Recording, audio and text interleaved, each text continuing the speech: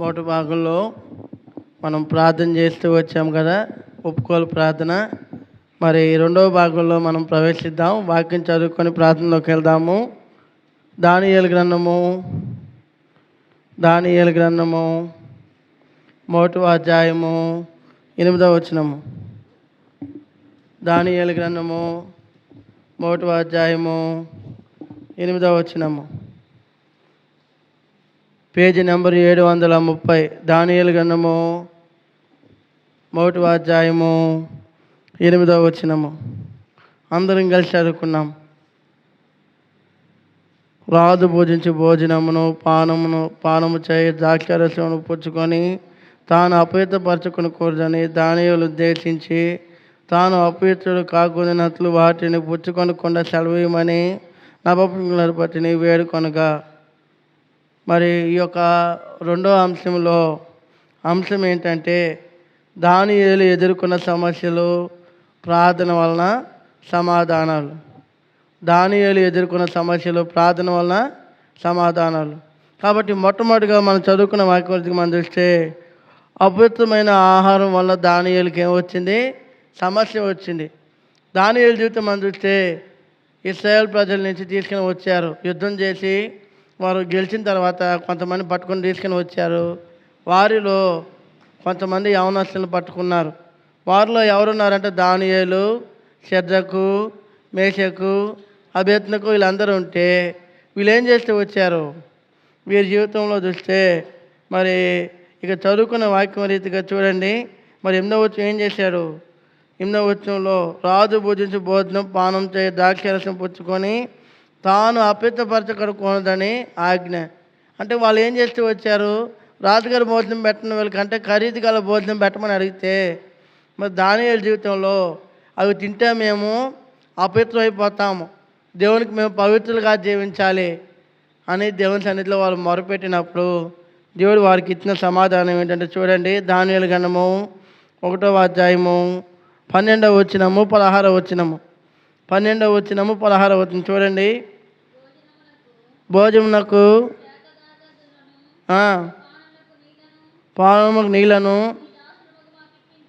మీ దాసులు మాకు ఇప్పించి దయచేసి పరీక్షించు. 16 చదవండి. రాజు నియమించిన భోజనమును పానం కొరకైన ద్రాక్షారసమును ఆ నియామకులు తీసివేరికి వారికి శాఖ ధాన్యాదులను ఇచ్చాను. దానియేలు జీవితంలో మొట్టమొదటిగా మరి దేనివల్ల మరి దానియేలు సమస్య అంటే భోజనం వల్ల సమస్య, అంటే ఆహారం వల్ల సమస్య వచ్చింది. అవి తింటే అపవిత్రులు అయిపోతారని. రెండవదిగా దానియేలు జీవితంలో మరి అదే భోజనం ద్వారానే ఏమొచ్చింది? సమాధానం ఇచ్చారు దేవుడు. ఆ భోజనాన్ని తీసివేసి మాంసాహారం తీసివేసి ఏం భోజనం ఇచ్చాడు? శాకాహారం ఇచ్చాడు. అనగా వారికి విజయాన్ని ఇచ్చినట్టుగా మనం చూస్తున్నాం. 10 దినాలు పరీక్షించమన్నప్పుడు మరి రాజుగారు భోజనం తిన్నవారికంటే, మాంసాహారం తిన్నవారికంటే ఆహారం తిన్నవారు, ప్రార్థన చేసిన వారి ముఖాలు ఎలా ఉన్నాయండి? మెరిసిపోతున్నాయి. మన ఆత్మ జీవితంలో కూడా భోజనం వల్ల మనకు సమస్య రావచ్చు. ఎలాగూ అంటే, ఎక్కువగా తింటే ఎక్కువ నిద్రపోతాం, తక్కువగా తినాలి, ఎక్కువ పని చేయాలి. కాబట్టి దానియేలు జీవితంలో సమస్యలు చాలా వచ్చినాయి, ఎదుర్కొన్నాడు. మొట్టమొదటిగా ఆహారం వల్ల సమస్య వచ్చింది. రెండవదిగా మనం చూస్తే మరి దానియేలు గ్రంథము 2వ అధ్యాయము 17-20 వచనాల్లో దానియేలుకి సమాధానం వచ్చింది. చూడండి. దానియేలు గ్రంథము 2వ అధ్యాయము 17వ వచనం 20వ వచనము.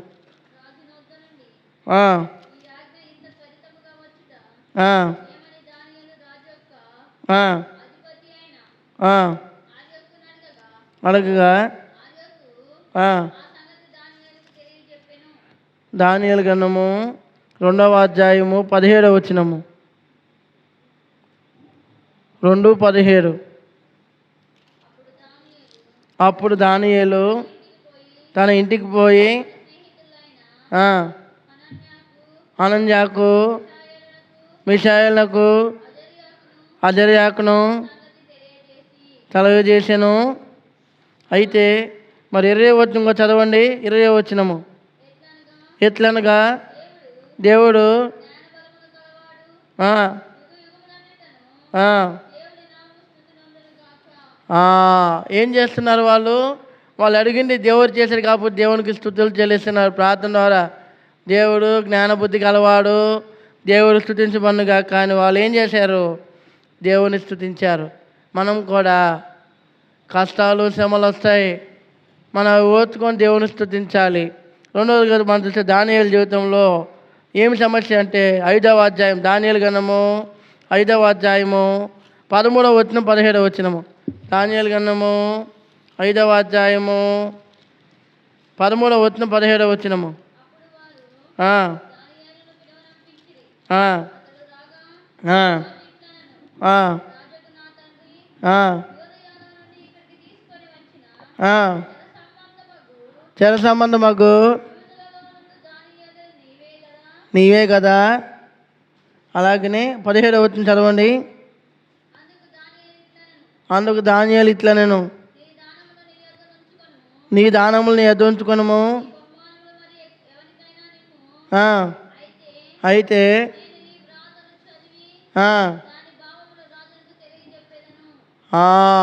ఏం చేశారు? దానియేలు జీవితంలో గోడ మీద ఎవరో ఒక రాత రాస్తే రాజుగా దగ్గరికి వచ్చారు.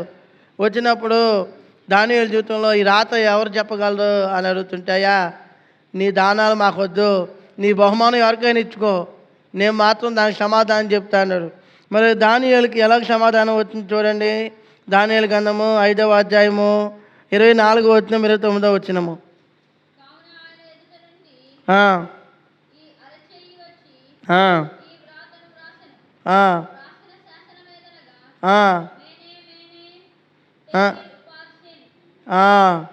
అలాగనే 29వ వచనం ఇంకా చదవండి. 28, 29.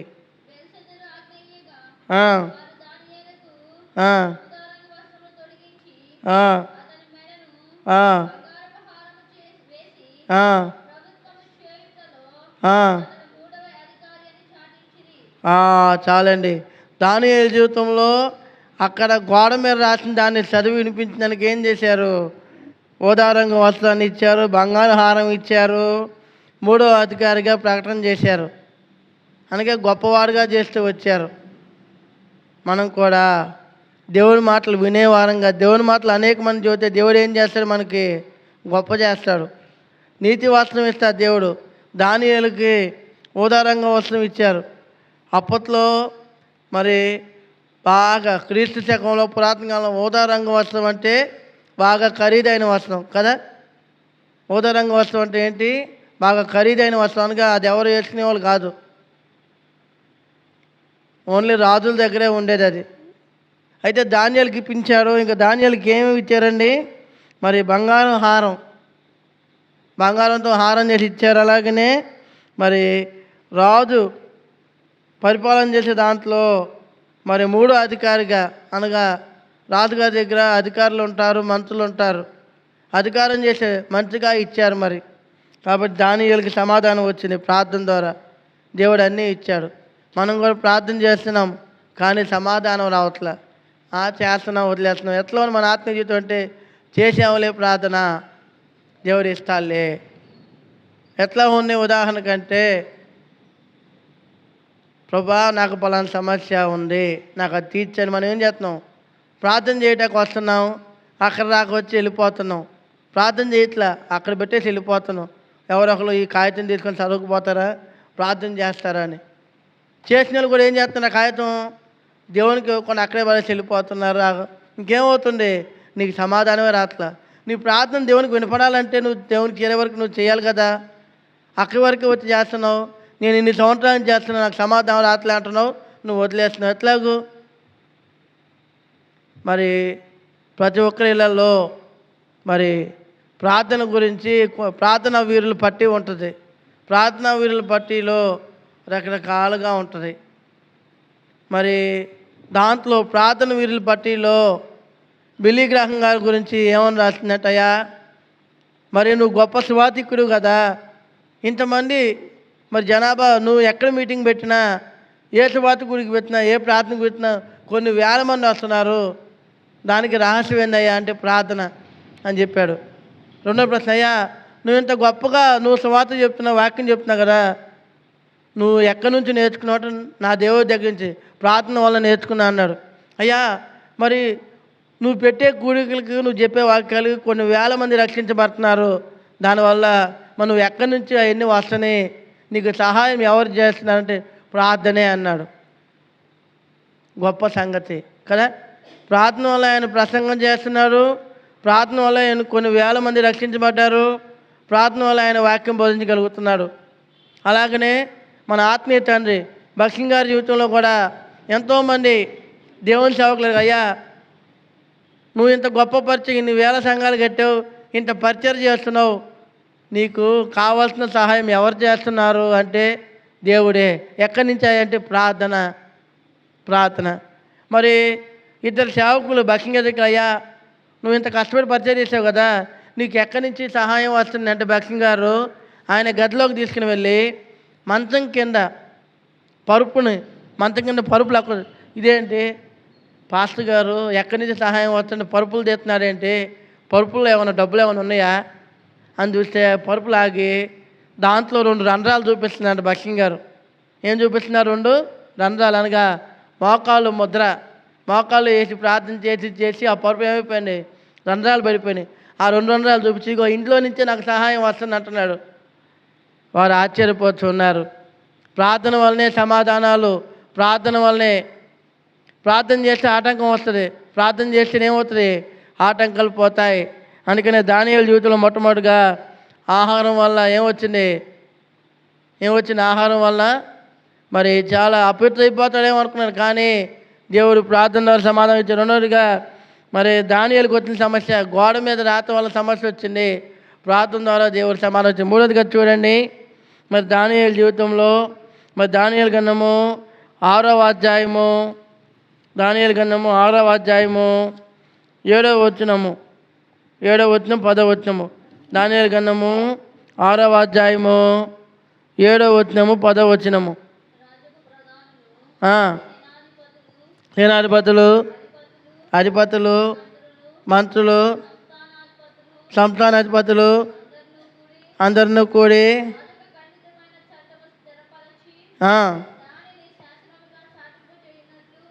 దాని శాసనముగా సాటింపు చేయనట్లు యోచన చేసిరి. ఎట్లనగా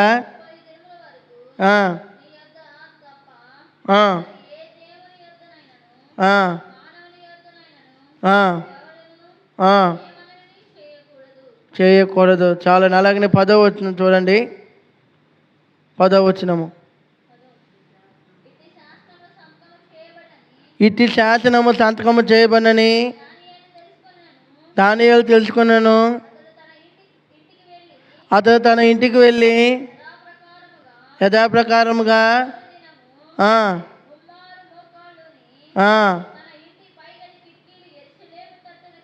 తన ఇంటి పై కిటికీలు ఎరుసలేము తట్టునకు తెరవబడి ఉండగా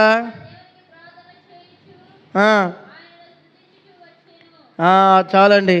దానియేలు జీవితంలో మూడవదిగా వచ్చిన సమస్య ఏంటయ్యా అంటే భక్తి జీవితంలోంచి భక్తిపరుడు, ప్రార్థనలో చాలా గొప్ప ప్రార్థనా వీరుడు ఎవరు? దానియేలు. ప్రార్థన నుంచి తప్పించాలని ఎన్నో ఆటంకాలు. ఏమని ఆజ్ఞించాయా, నువ్వు తప్ప వేరే దేవుడు ఉండకూడదు, ప్రార్థన చేయకూడదు, మొక్కకూడదు, ఏం చేయకూడదు అంటే దానియేలు ఏం చేశాడు? ప్రార్థన చేస్తూ వచ్చే, ఎవరి తట్టు తిరిగి, యెరూషలేము తట్టు తిరిగి ప్రార్థన చేస్తూ వచ్చే. మరి దానియేలు గ్రంథము 6వ అధ్యాయము 22వ వచనం ద్వారా దానియేలుకి దేవుడు ప్రార్థన ద్వారా సమస్య విడుదలయ్యింది. చూడండి, దానియేలు గ్రంథం 6వ అధ్యాయం 22వ వచనము.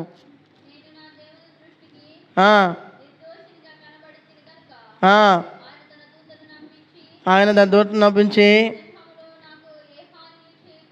సింహములు నాకు ఏ హాని చేయకుండా రాజా. చాలండి. అయితే దానియేలు జీవితంలో మూడో సమస్య ఏంటంటే ఏ దేవునికి మొక్కరని రాజు ఆజ్ఞ ఇచ్చే దానియేలు ప్రార్థన చేస్తూ వచ్చాడు. ప్రార్థన చేస్తే సింహ బోన్లో వేశారు తీసుకెళ్ళి, నువ్వు మా మాట ఎత్తలేదని. అయితే దేవుడు సింహాల నోళ్ళు మోయించి దానియేలు ప్రార్థన విన్న దేవుడు, దానియేలుకు సమాధానం ఇచ్చిన దేవుడు. అయితే ఆ దినము రాత్రి అంతా రాజుకు నిద్ర పట్టలేదు.